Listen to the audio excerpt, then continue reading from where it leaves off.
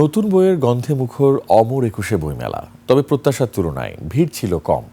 স্টলগুলোতে নতুন বই সাজানো থাকলেও ক্রেতা সংখ্যা কম থাকে কিছুটা হতাশ প্রকাশক ও বিক্রেতারা।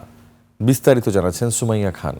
কালার এক্সপার্ট ডার্ক স্যাপ এবং মাইল্ড অন হ্যান্ডস টেকনোলজি সমৃদ্ধ অরিক্স অ্যাডভান্স ডিটারজেন্ট পাউডার আপনার লন্ড্রি এক্সপার্ট। সপ্তম দিনে বইমেলা প্রাঙ্গণে ছিল শান্ত পরিবেশ। বিকেল গড়ালেও দর্শনার্থীদের উপস্থিতি ছিল সীমিত। ভিড় কম হলেও বইয়ের প্রতি আগ্রহে ভাটা পড়েনি।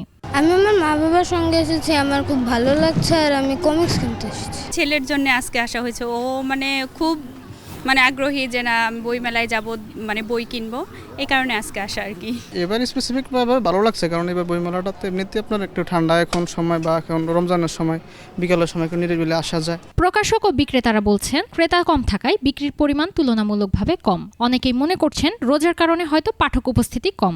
এক্সপেকটেশন ভালো ছিল, বাট হচ্ছে বিভিন্ন কারণে হয়তো ওরকম পাঠকদের সমাগম হচ্ছে, কিন্তু বইয়ের প্রতি যে আগ্রহ সেটা আর কি কম দেখা যাচ্ছে। বই পড়ছে বাট বই ক্রয়ের একটা দ্বিধাগ্রস্ত এরকম। বইমেলা বহির্বিশ্বের কাছে আমাদেরকে আমাদের সংস্কৃতিটা তুলে ধরে।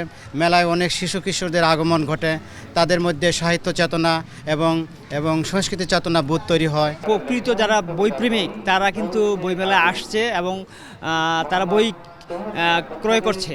যদিও পাঠক অনেক ঘোরাফেরা কম হচ্ছে, কিন্তু আসলে এখন যারা আসছে তারাই কিন্তু বেশি বই কিনে সংগ্রহ করছে।